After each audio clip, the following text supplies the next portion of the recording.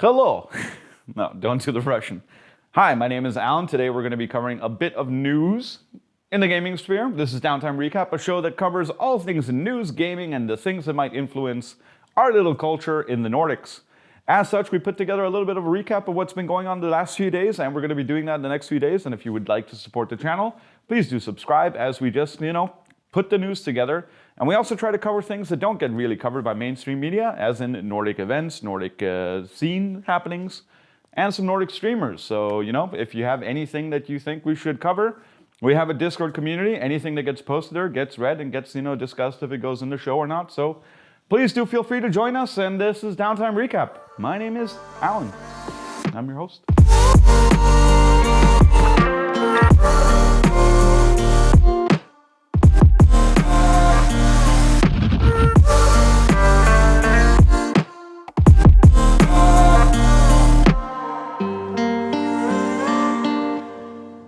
Pandemic, a board game that has become a video game that is also based on something that we're not going to talk about right now, but really has a good influence in right where we are right now, has currently delisted itself off of the Steam library, so you can't actually play that game anymore unless you already have it. Then you get to, keep your copy, and you can still play it, but they're not going to be doing any more sales of that game under mysterious circumstances.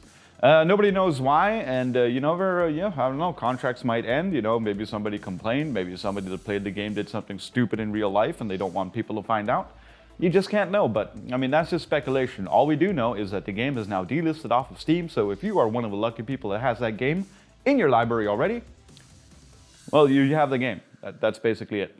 Then if you guys like My Hero Academia, which is a popular anime series, they have now announced, at least in Japan, that they're going to be doing a game called My Hero Academia Ultra Rumble, which sounds like it's going to be like a battle royale game. But, games come out all the time. Let's see how it goes. There are some pretty exciting things that seem to get the My Hero Academia people involved into esports and games. Moving into the world of NFTs is something that everyone can find a little bit interesting, whether you deem them to be appropriate, inappropriate, environmentally friendly or not. Some people are already taking their chances trying to get into the market in all kinds of interesting ways. A user called Stake the Web has already in the OpenSea NFT market decided to just take images of popular YouTubers and streamers and try to, sell them on the NFT market without their consent. And what he did is he made these Pokimane type trading cards or Magic the Gathering type trading cards or any type of trading card where you had an image of the actual influencer with a URL that linked to their channel, which apparently is enough for someone to seem like that's a cool product, bro. But I don't know if he was expecting people to think that this officially came from the actual influencers or if it was something else. But at least he got some kind of commentary out of it.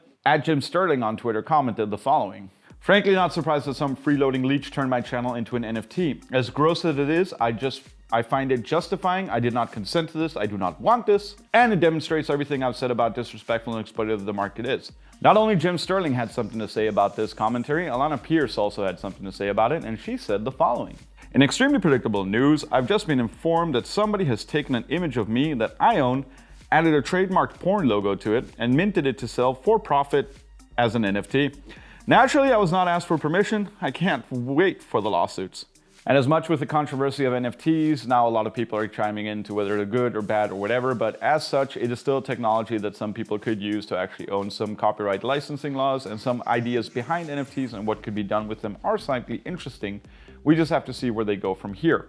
Until then, don't steal people's likeness. That's not right. Then we're going to probably be sticking into one of the bigger pieces of news that everybody's already heard about a lot. Anyways, Activision Blizzard and King have been purchased by Microsoft Xbox. And as such, they did it for like $68.7 billion. Don't quote me there, I'm trying to remember off the top of my head. And with that, World of Warcraft, all the IPs, Hexen, good old IPs that also exist that, might get a revamp now, I don't know. Everybody is now in the current state of praying for God that everything changes and doesn't change at the same time. Some people want World of Warcraft subscriptions to go over to the Xbox Game Pass, so then you also have access to all these other new games, which could bolster the numbers that are around 25 million active users on Xbox Game Pass right now, to around 50 million to maybe, hopefully 60, 70 million.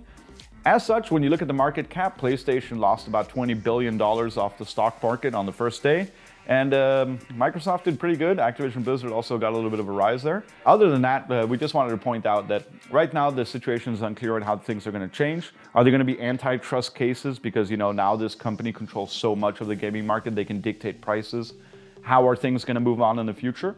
A lot of that remains unclear, and we don't want to speculate too much. The only thing we know is that this could be a really, really good thing for the gaming series. It could also be a really, really bad thing for the gaming, scene. And as such, we just have to see what happens from here on out. Hey, let's just stay hopeful and see what happens.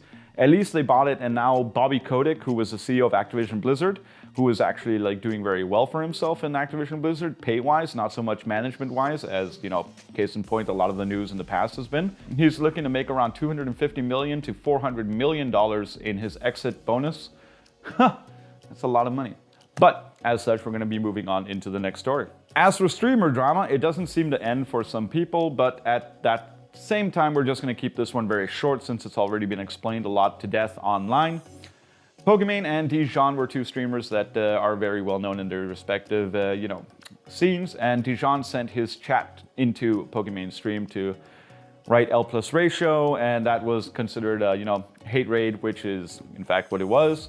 He received a 14-day ban. Pokimane was like, well, that's not cool. And then that ban got, upped towards more days. The way that people see it, Ninja Tyler Blevins, one of the biggest streamers and, content creators in the world, also interjected his opinion, talked a little bit about it in his stream. And everything blew up into a crazy proportion where everybody's like, threatening legal action. Tyler's wife got involved and told Pokimane that we're going to be pursuing this with our legal team. There's a clip of that as well. Outside of that, the impression that we had when we were just talking about it on Discord, it seems that Tyler doesn't know what was going on, just said something on stream, like he'd try to help him out. Pokimane actually just did what she's supposed to do and reported like the activity to her, contact or whatnot. And that actually ended up getting, Dijon banned for 14 days. But then Dijon actually, if you look at the, timeline, actually commented after that in a negative way also towards Pokimane again, which means that they could just say like, well, you're still harassing her. And now you get like full-time permanent ban. But nobody knows. Maybe there's just someone that really just, takes care of Pokimane on the platform and they don't really care much, or they're setting an example. Everyone is not equal in the eyes of Twitch, and I think we all know this by now. But hey, it's a confusing world for them, it's a confusing world for us, and now we just have to see what happens from here on out. Currently, the situation stands at nobody knows what's going on, but Dijon still has a permaban. And Pokimane is, discussing with Tyler and his wife, and they are just, not doing too well. It's kind of a sad story because, nobody needs this. Literally, it's just Dijon did something stupid, should get banned, and then come back, or just get a suspension, and that's it. Amouranth, one of the biggest streamers on Twitch, who is also known for a little bit more of a racy content on Twitch, has as such also just launched her official music video called Down Bad. We're going to show you 3 seconds of it because that's probably what we're only allowed to do legally, so here you go. And as such, now you can go check out the link. It's in the description below because we put all our sources below. And then we're going to just be saying that, Twitch stars do their thing. People put content on YouTube all the time, and why shouldn't she, Like it, don't like it, it's up to you. But she did do it nonetheless. And then also we have a little bit of an announcement from Studio MDHR, who people obviously don't know about because I did not either. But apparently they are the people that are going to be launching the Cuphead Show. One of the more popular video games that was actually super streamed and super followed online. Has a really good following and a very unique sense of art that mimics the 1960s style of cartoons, 70s, I don't know. People seem generally hyped on Twitter. So good for them. As we talk about the people behind, popular things coming out as well, the people behind Critical Role, which is one of the highest grossing Twitch channels out there that does D&D live sessions and other humorous content for you on the internet. We know this because of the Twitch leaks that happened about a month ago. But yeah, those guys are also launching their, new series called Vox Machina. Vox Machina. And you'll be able to see that soon because it's going to be launching in about 6 to 5 days. Not too sure about what regions it's going to be out in, or if it's going to be locked, or if it's going to be global. But it is launching, and it is another example of how people on Twitch and people that do content and creative stuff are now moving towards mainstream platforms. So in all the case of sense, it's going to be pretty good. It's if you like Dungeons and Dragons and you like, pen and paper humor, then you're going to probably like Vox Machina. So go check that out. The link's below. If you're wondering if people can beat Halo Infinite on Legendary mode without firing a bullet, then that has been proven to be done by Simply and Slick. You can follow them on their YouTube channel. We're just going to show you a quick clip here. He was extremely difficult. I thought it was going to be a lot easier, and I knew this one was going to be very difficult when I got there. I really struggled to get past him. As you can see, that was pretty cool. And as such, if you enjoy content like that, when people beat games in really wonky ways, I mean, you're probably going to want to see more of that. So, you know, just enjoy that. Just good job, guys. You did well. You did great. I also just want to point out one thing. This logo, I like this logo. This logo was cool. The DreamHack logo, the old DreamHack logo. That was good.